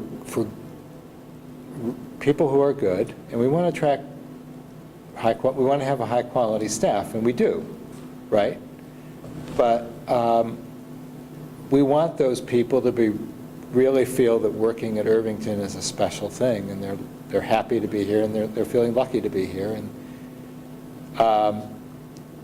but it's not like a right you have just because you've come in the door and everything. You have to earn it in a way. So that's the tension. And I don't think, I'm not, absolutely not disagreeing with that. Right, It's no, just- I know nobody disagrees, it's just a question of how to put it. Yeah, it's just tripping up on the language a little bit. Yeah, and I hear your point, it's a valid point, I don't have a, So we'll play on we can around play. with the language. We have the sentiment here, and we can always, we don't have to get these words perfect before we go on to the next step, I think, because this is still a draft. Yeah. Use all taxes and other funds raised by the district efficiently and effectively and maintain the district's fiscal health to balance the interest of current and future taxpayers. Again, we haven't had a explicit sort of financial aspirational goal. I'm fine with that personally. I mean, this sounds like something that any district should strive for. And the one thing that sounds like your voice, John, would live with is the balancing of current and future taxpayers. I thought the same Yeah, thing. that's all right. It is, well, that's when Really- you get in, that's when you get into our future obligations, and also you get into how you deal with tax certs. You also, what's that? E.g., tax certs. Yes. Oh, right. Right, Okay. and, Why? but also our future retirement obligations, which loom over Right. as a huge implicit debt. Yeah. And I think it's, we want this district to excel in the long term also, as well as the short run, and that's how we do it. And I also think it's, again, it's something that so many community members come back with, like, don't you care about, how much we're paying? And I think by saying, listen, we do, it's one of our Right. goals, like, Yeah. every decision we make, we kind of have that in the back of our head, so. I know what John means when he wrote this, but it still stands on its own as a reasonable statement of, a reasonable value statement. Even if its authorship can be traced by through careful scholarship. Okay.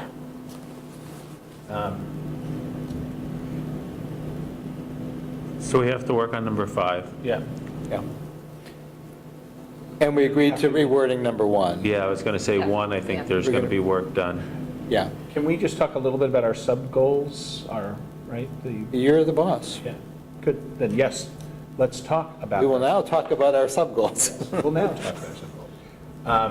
I mean, I personally wanted to have foreign language review as one of our sub-goals. I don't have the exact language, obviously, and it seems to me we should still have technology. We talked about that last time, and my proposal in our last meeting was adding ELA, specifically calling out ELA as a sub-goal, and all 3 of those would be under the curriculum aspirational goal. So, Well, let me just, here's the interesting thing, That's and a straw man. and it was in my mind when I was thinking through this. Technology, I didn't want technology to be a high-level aspiration for the district. I wanted technology to serve other goals. It probably is curriculum, maybe in terms of teaching, in terms of we want to teach kids to use technology, but maybe we aren't doing that well, I don't know. It may also be in the instruction part, as part of what's needed for high-quality instruction, I don't know. But it might appear in more than one place, or it might not necessarily need to appear anywhere.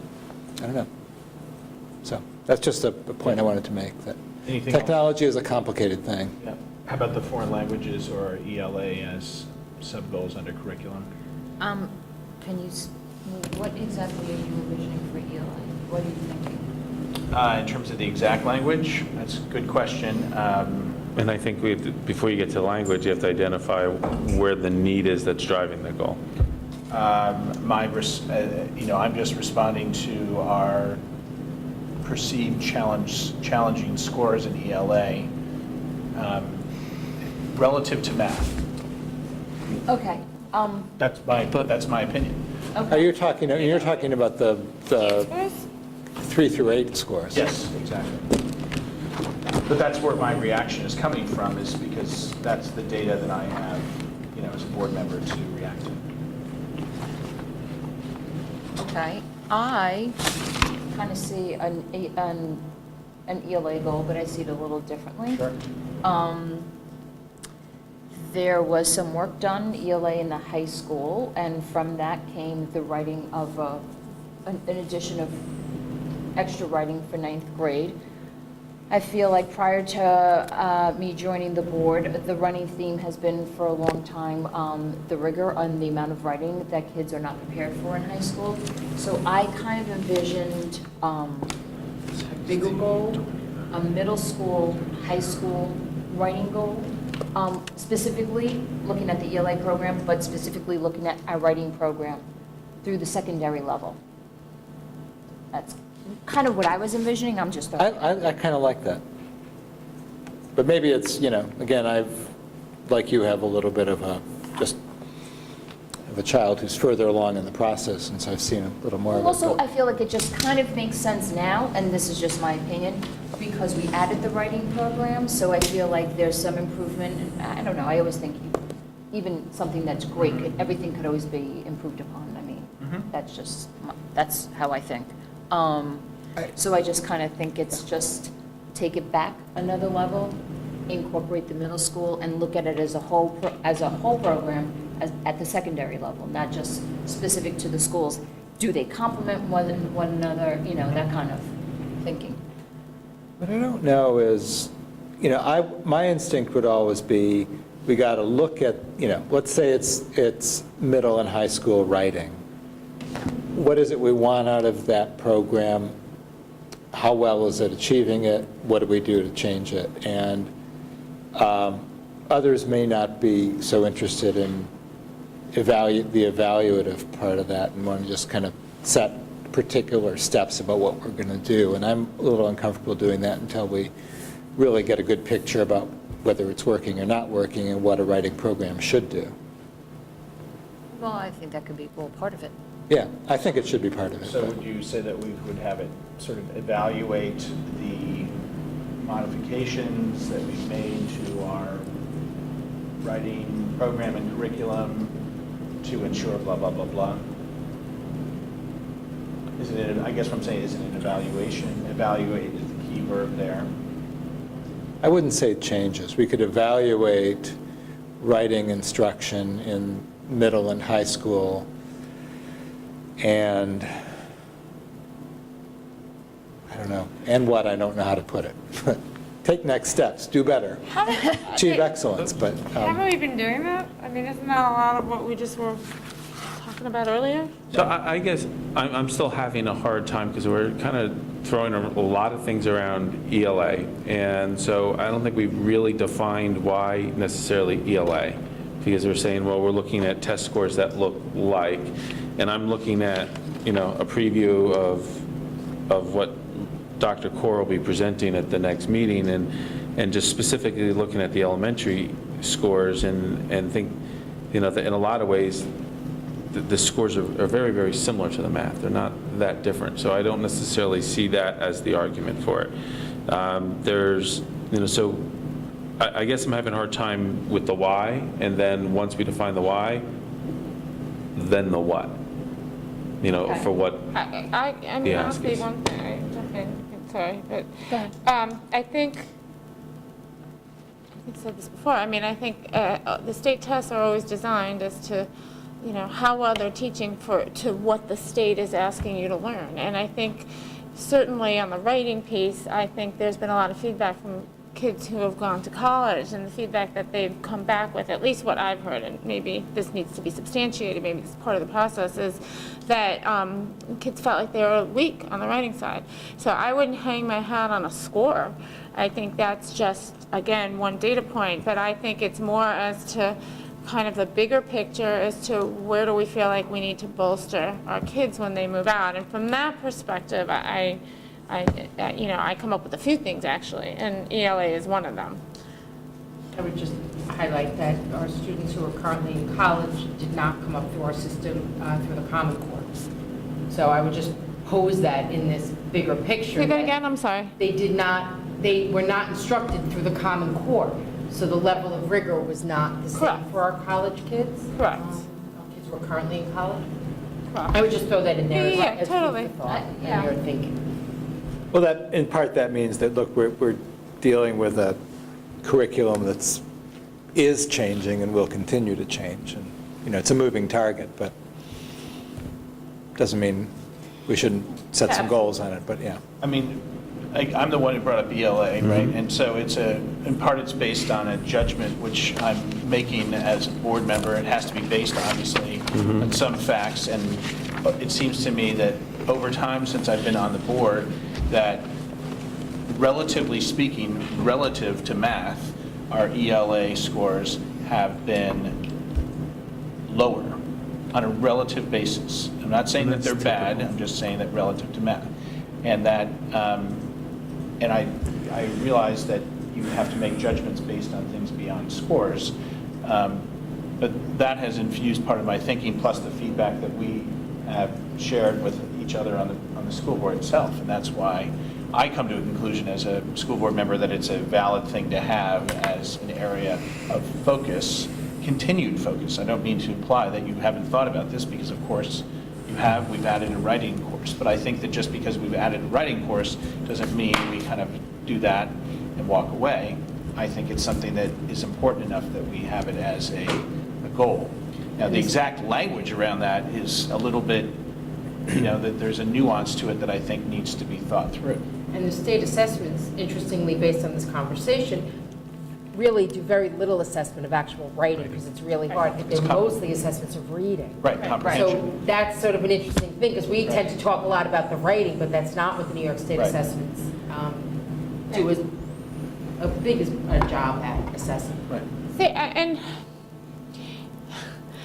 I guess where I struggle is, personally, coming up with what the priority is, because I think another way of looking at it is how many kids who graduate Irvington go on to major in mathematics in college, and I would argue, I don't know, I'm going to argue it's very low, because I actually think that we need to look at our math department too.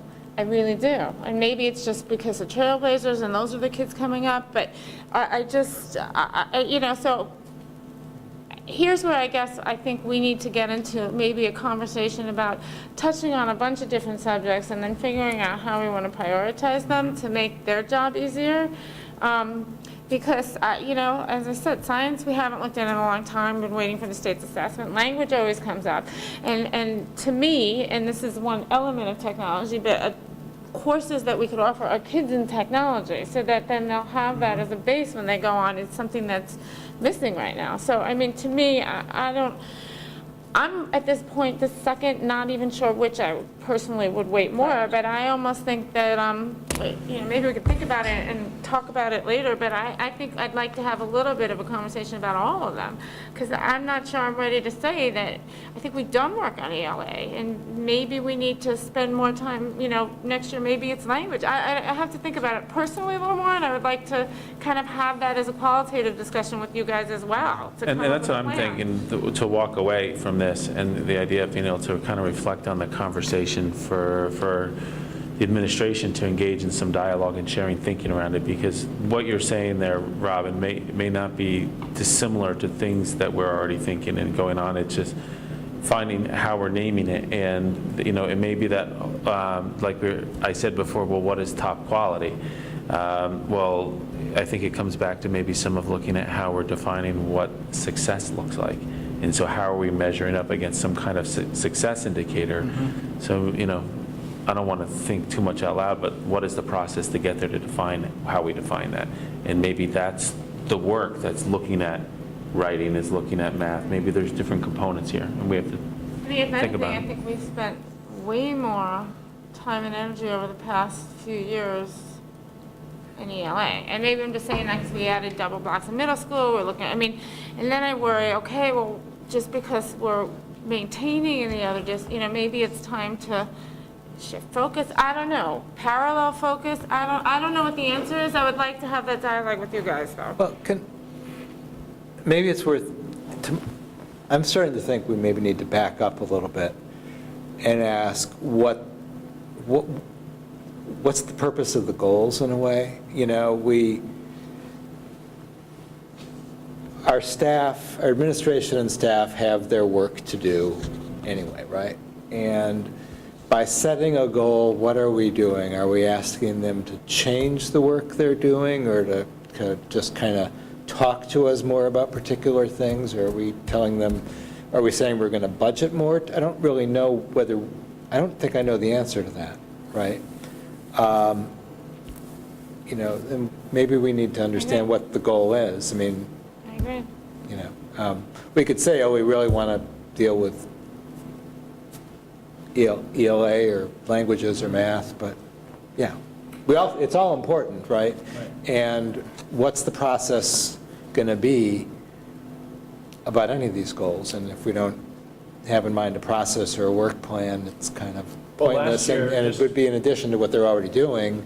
Just to remind you, last year, Chris took our goals and built an action plan around it, which we have just been reviewing. That document that we were reviewing as part of his review is a document that is our original district goals. And so I think, in a sense, the specificity that we're talking about now, as opposed to these aspirational goals, does drive certain actions there. Yeah. Not an agreement about ELA, which is fine.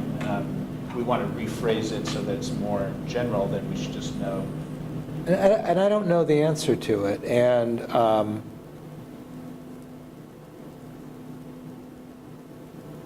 you know, we could put some particular goals in mind that just say, oh, they have to kind of do what they're doing and kind of communicate in a different way because it's got to fit under the goals. And I don't think that's necessarily particularly helpful to anybody. You know, if we don't have in mind, you know, so I almost think that we should be, rather than, you know, we should be pretty nitty-gritty, like come up with, you know, an assessment of the language program and an evaluated success, and maybe not, a lot of it maybe should be more evaluative, because that we really can't have a discussion about, and leave the to-dos until we have that first discussion.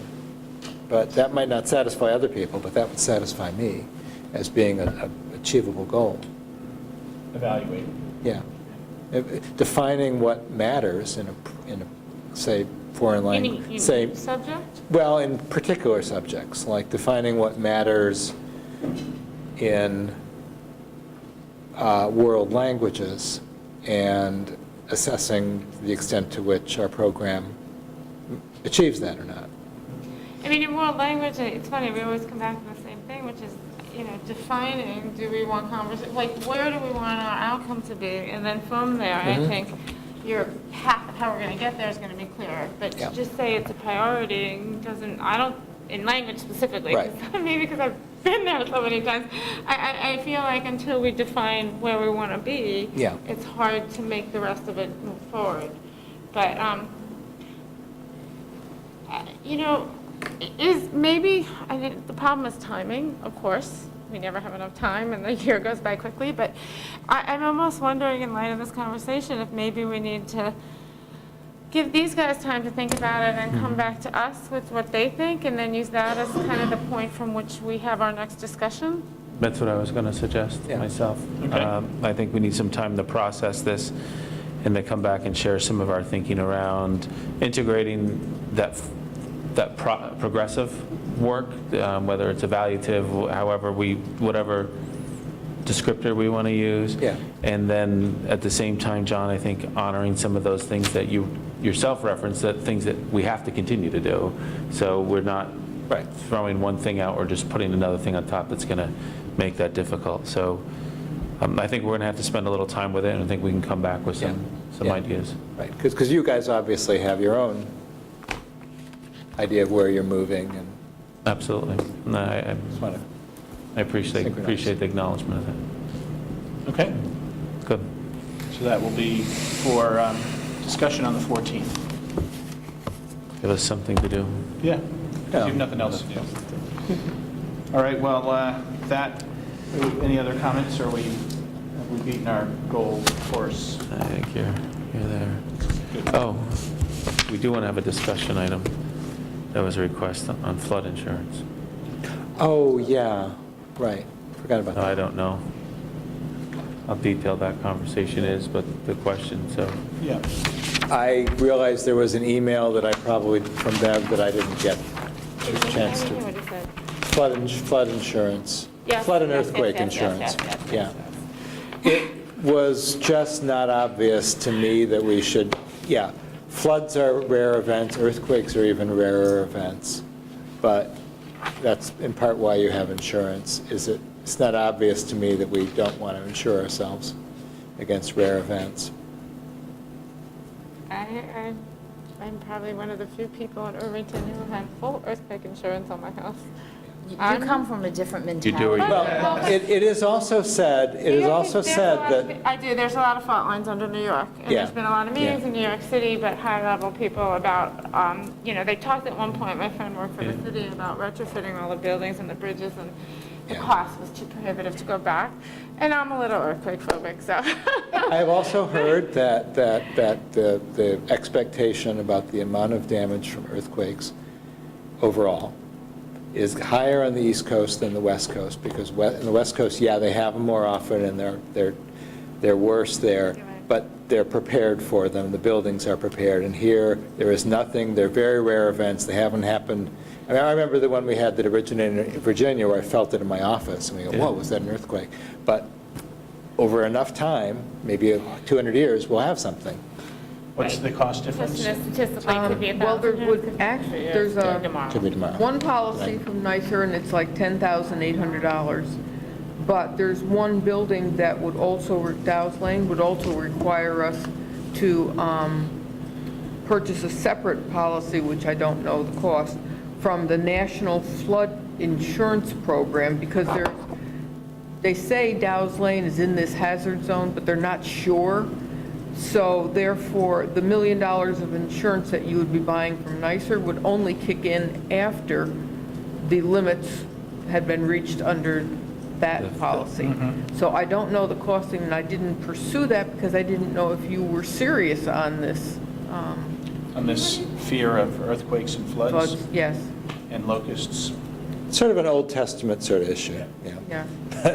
I mean, historically, I checked with NYSER, and they said that they've never had a claim for Irvington for any, and this is natural floods. This is not a pipe breaking in a building. This is natural flood or an earthquake. And It's basically catastrophic insurance, is basically what we're talking about. And by floods, we're talking about streams overflowing their banks as opposed to a lot of rain creating. Right, and seeing as our high school is uphill from the Hudson, I think it's very not likely that Well, the it's high not the school would Hudson flood. you worry about here, it's the small streams that do overflow and have overflowed their banks. But I don't know of any streams that are higher than, But can I maybe clarify, Yeah, though? East Let's go Field back has a stream like 2 years ago, Hurricane Sandy, and if there were flood conditions as a result of the storm, you don't necessarily need, couldn't you have the Dust Bowl floods and you have the water rushes in across Mar Gym and the whole gym floor buckles and swells? Is that something that would be considered a flood? Or is that? if it was declared as a flood. Or water washes down from above the There's a school, up down water that tower slope. goes. Takes Phil's house out in high school. Yeah. Yeah, The insurance coverage. there goes Phil's house, but there goes the school. Yeah, I don't know if the insurance covers fields. I thought, turf. I know. Our turf is going to have wonderful drainage if Yeah. passed, and why it's it will insured. not be a problem. It's insured to have drainage. I wonder if it would cover turf, like if the turf got destroyed. So can we, is there a window that we have to be able to purchase this one? And if, two, there's still opportunity, can we get specifics of deadline. what would be Right. included? Is it the Hudson overflowing its banks? It's and not the Hudson. That's that the ocean. overflows, we Hudson have a is at sea problem. level, right? Yeah. Although It's like, I feel like Sandy was a perfect example of the perfect storm and, different things happening in nature. That if we didn't get flooding then, No, because that wasn't, it was a very nominal rain event. In June 29th, 2005, we had a torrential rain I remember this because it was my wife's birthday, and we couldn't get out to dinner. I remember that. And so I know the date. And the roads got ripped out, floods, the Sunnyside Brook, for example, Barney Brook overflowed their banks. We were It okay can with that. happen. Yeah, but No, I know. the buildings were okay. But we were These fine. particular buildings were The okay. buildings were but yeah. fine, yeah. You've This is done your entertaining. job as board member to raise the issue. Let's Is there a let window of Bev time that kind we of have to do do this some or due no? diligence. 30 days. Get back to This us, code is valid okay? until Okay. For everyone else 10/10. besides, 'cause I'm a little crazy, so. Can I move us along? Because I think we But can- our current quote is valid until 10/10. So we're looking at, for that. There, 30 days, 10/10. So, but they'll issue another quote, won't they? That'll be, But this I is don't not see why something we not. need to vote on. You can just No. let us know and we can do it via email. well, Yeah, don't have to wait until I was just board letting you know that, I was following the past practice of my predecessors who always declined this, and I was just letting you know. Right. But if you want to purchase it, that's fine too. yeah. And I think reading the letter that Beverly did send around, just some of the bullets, flash floods happen in all 50 states. Just an inch of water can cause damage to your property. They talk about snow and ice melt being related to this. So I think Sandy and those other scenarios would apply. So why don't we just reach Okay. out in the next day or two to them, get some more clarity on that, and we'll circulate the information and yes, determine how we the could estimate afford for it. the cost, because Yeah, and I'll have to get. if it costs $100,000 a year, I'm sure John will change his mind, but if it's... no, and look, it's whatever it is to save, our coverage is capped at $1 million or whatever it is, so it's not like we're, Right, it's capped Insured at against- $1 million per event, right, and that would be With a per storm. $25,000 buildings. deductible. For Right. all buildings. for all buildings. So if you have a flood that encompasses all of the buildings on the campus, it's $1 million for all Like of it was them. capped at 1 million. Yeah. Yeah. And if you had Might as well more than that. If Noah's Ark comes through here and takes all of the buildings, it's still $1 million for all of them together. Yeah, well, then that'll be the least of our concerns. Yeah, I was just going to say that. So we'll evaluate, Bev will make a recommendation that we'll communicate. Yeah, and I'll also need to. We're not here. Get the cost for that I'm the one national building, yeah. policy too. Okay. All right, With my dog. sounds fair. All right, so our next board meeting is to certify the results of the bond referendum. So we will have a public board meeting on October 7th at the end of the referendum, which would be... Main what time Street is it? Schools. 9 o'clock? Shortly after 9. Yeah, Main Street School, shortly after 9 o'clock. And the following board meeting after that is actually October 14th. And we have on our calendar the student performance report. So we'll actually get to hear about those scores that I referred to, and Dr. Kaur will speak in detail about. So can I have a motion to, actually, we're going to go into executive session now to continue our discussion of employment history of particular persons. Can I have a motion to do that? So moved. Second. All in favor? Aye. Aye. We're now in executive session.